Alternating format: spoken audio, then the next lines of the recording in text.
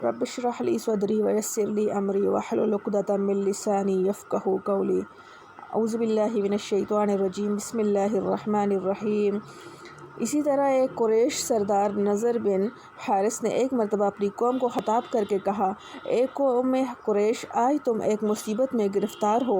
اس سے پہلے کبھی ایسی مصیبت سے سابقہ نہیں پڑا تھا کہ محمد صلی اللہ علیہ وسلم تمہاری قوم کے ایک نوجوان تھے اور تم سب ان کی عادات و اخلاق کے گرویدہ اور اپنی قوم میں سب سے زیادہ سچا اور سب سے زیادہ امانت دار جانتے اور کہتے تھے۔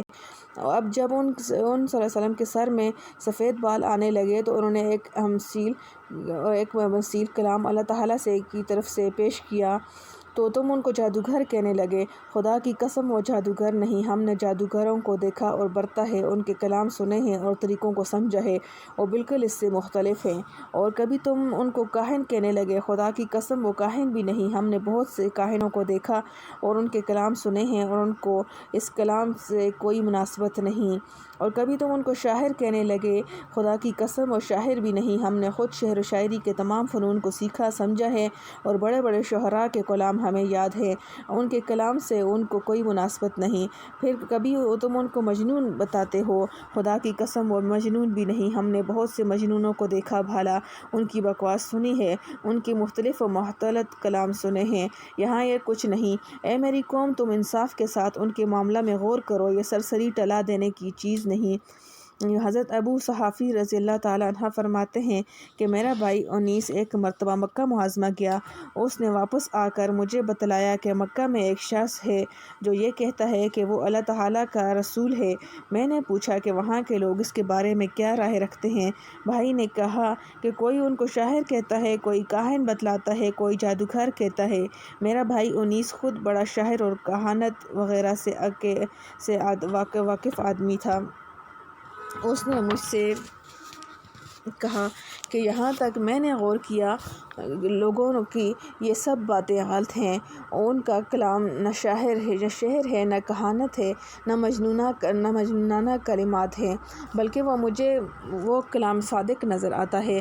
ابو ذر رضی اللہ تعالیٰ عنہ فرماتے ہیں کہ بھائی سے یہ کلام سن کر میں نے مکہ کا سفر کیا اور مسجد حرام میں آ کر پڑ گیا۔ 30 روز میں نے اس طرح گزارے کہ سوائے زمزم کے پانی کے میرے پیٹ میں کچھ نہیں گیا۔ اس تمام عرصے میں نہ مجھے بھوک کی تکلیف معلوم ہوئی، نہ کوئی ضعف محسوس کیا۔ واپس گئے تو لوگوں نے کہا، میں نے روح اور فارس کے فصحاء اور بلاغاء کے کلام بہت سنے ہیں اور کاہنوں کے کلمات اور حمیر کے مکالمات بہت سنے ہیں۔ محمد صلی اللہ علیہ وسلم کی کلام مثال میں نے آج تک کہیں نہیں سنی۔ تم سب میری بات مانو اور آپ صلی اللہ علیہ وسلم کا اتباع کرو۔ چنانچہ فتح مکہ کے سال میں ان کی پوری قوم کے تقریباً 1000 آدمی مکہ پہنچ کر مسلمان ہو گئے۔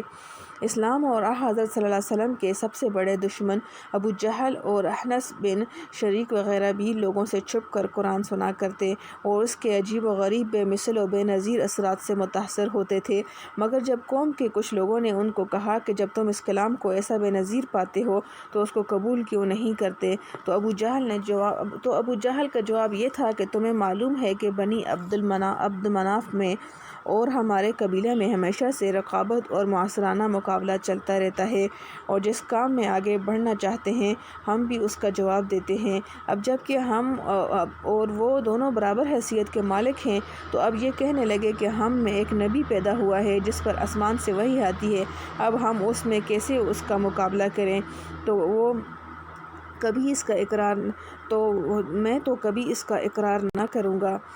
خلاصہ کلام یہ ہے کہ قرآن کے اس دعوے اور چیلنج پر صرف یہی نہیں کہ پورے عرب نے ہار مان لی اور سکوت کیا، بلکہ اس کے بے مثل و بے نظیر ہونے کے اپنے عجز کا کھلے طور پر اعتراف بھی کیا ہے۔ اگر یہ کسی انسان کا کلام ہوتا تو اس کی کوئی وجہ نہ تھی کہ سارا عرب بلکہ ساری دنیا اس کے مثل لانے سے عاجز ہو جاتی۔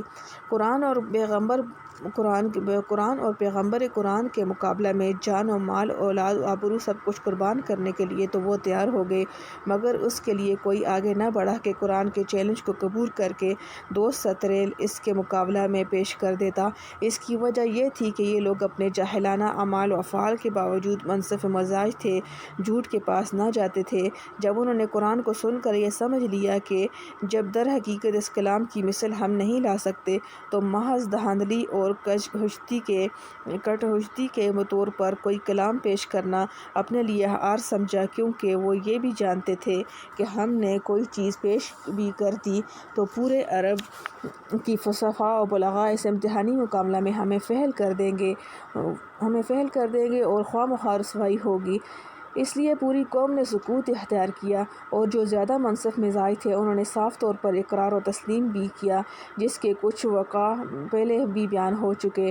اسی سلسلہ کا ایک واقعہ یہ بھی ہے کہ عرب کے سردار اسد بن زرارہ نے حضرت صلی اللہ علیہ وسلم کے چچا حضرت عباس رضی اللہ تعالیٰ عنہ کے سامنے اقرار کیا کہ ہم نے خواہ مخواہ محمد صلی اللہ علیہ وسلم کی مخالفت کر کے اپنے رشتے ناطے توڑے اور تعلقات خراب کیے۔ میں یقین کے ساتھ کہتا ہوں کہ وہ بلا شبہ اللہ کے رسول ہیں، ہرگز جھوٹے نہیں، اور جو کلام وہ لائے ہیں بشر کا کلام نہیں ہو سکتا۔